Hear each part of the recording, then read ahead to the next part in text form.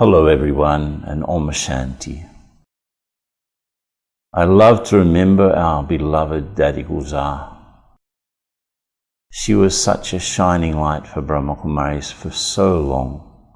Such an inspiration because of her purity, because of her innocence, because of her depth, because of her wisdom.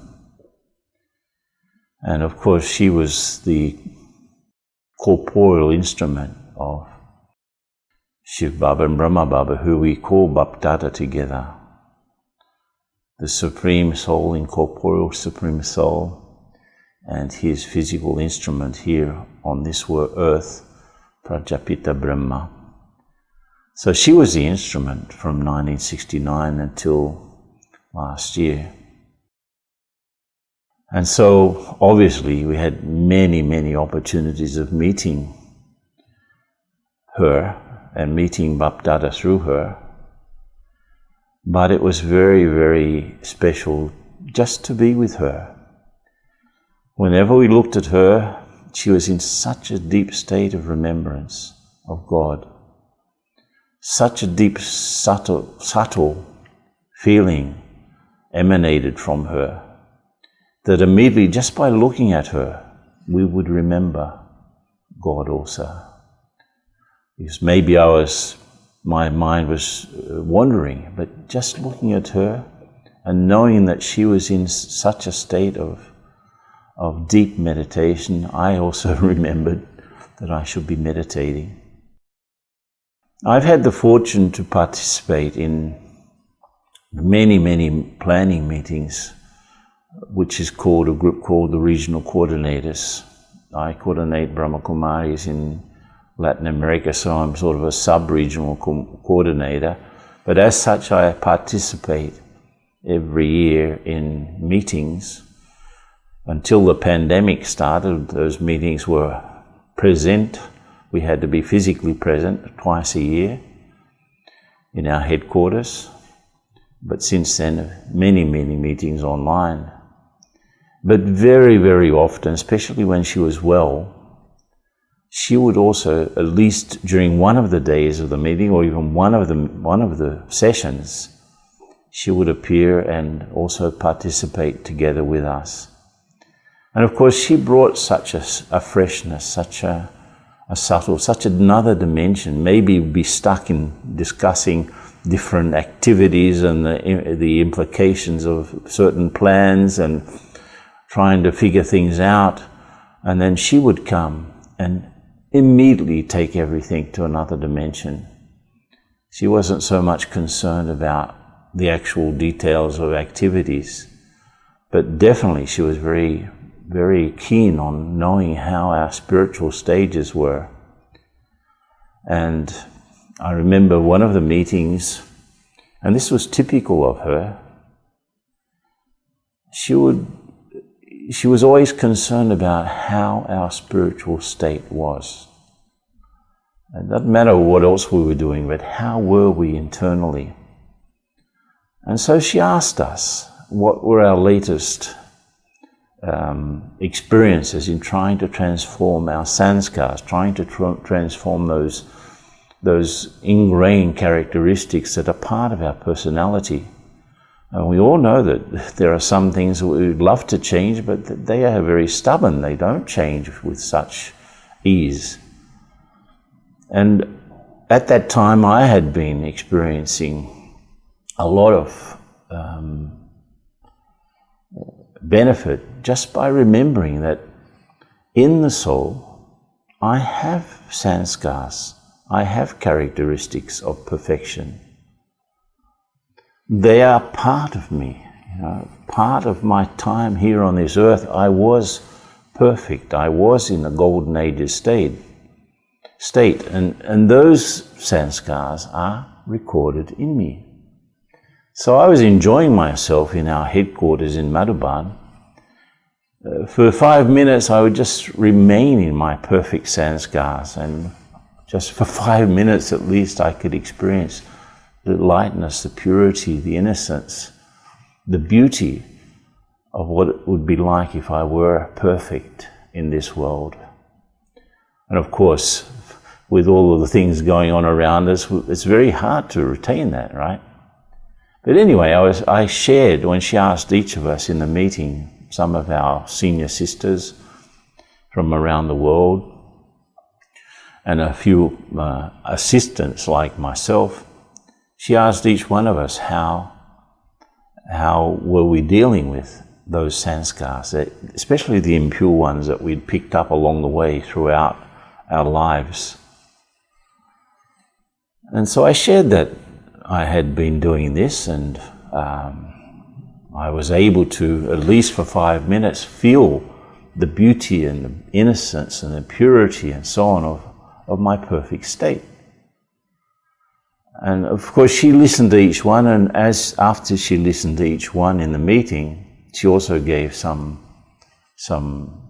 hints and some instructions, you could say. So when I shared that I was just enjoying being okay, at least in that state of purity and perfection for a few minutes at a time, she said, it's not enough. She said that I had to be aware of not only the sanskars that I have of perfection in me, the part in the soul which passed through that time here on the earth, which we call the Golden Age, and I have those sanskars, yes, but she said I need to be aware of the things that take me away from that, the things that keep me away from that. So, in a way, what are the things that I have inside myself that sabotage my efforts? And she then suggested, okay, make a list of the things that you see are creating this, this contrast internally. And every morning, in your early morning meditation that we call Amrit Vela, you should be aware of one of those things and offer it to God. Offer it as an offering, so that He can shed light on that particular characteristic. And so after that, I did make the list, and I did really take such benefit. And that instruction that she gave has been with me for so long. And in the same way, any other time that we would interact with her, she would always take us up to the higher ground, to take us up to a higher dimension from where we could see the things, and from where we could definitely really take benefit from the light that she shone on those particular efforts, and grow from there. We also had the chance to receive her a couple of times. I was at the time in Brazil, so I travelled with her throughout some of the places in Latin America, like Argentina.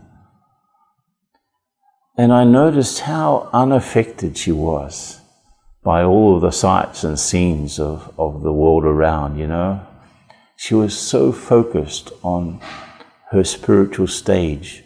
She was so focused on keeping that higher state of consciousness that everyone was just inspired by her.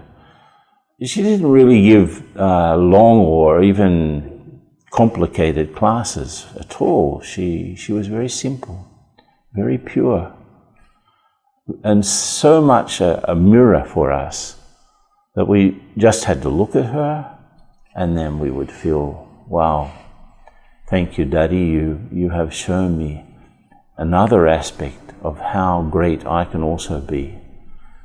And she was completely, I would say, egoless, even though she was such a high personality with such a high level of consciousness and such a beautiful vibration. She was absolutely unaware of it. It's as if she didn't have any ego. She had the childlike innocence but also the depth of maturity of a very ancient and wise person. And so when I remember Dadi, I remember that balance of childlike purity and ancient wisdom. And she would always, she was a perfect instrument, therefore, for God to use to continue after Brahma Baba left his body in 1969. She was chosen as the vehicle for these teachings to continue. What we call now Avyakt Mulis. They are more about, until 1969, the knowledge that was given are the basics of the soul, God, the free worlds, what happened through the cycle of time, the different trees of religions. And so there was a revelation of the knowledge until 1969, but after that, she was the perfect instrument for Baba to teach us how to put all of that into practice and how to actually become perfect. And of course, she herself had to be an example of what was coming through her mouth. And so she was the perfect vessel, completely without any ego, completely pure, completely clean, so that God could give his teachings through her, and in that way help us back to that state of perfection that we'd lost. So when we remember Dadi Gulzar, these are the sorts of things that come to my mind. So thank you very much for listening. Om Shanti.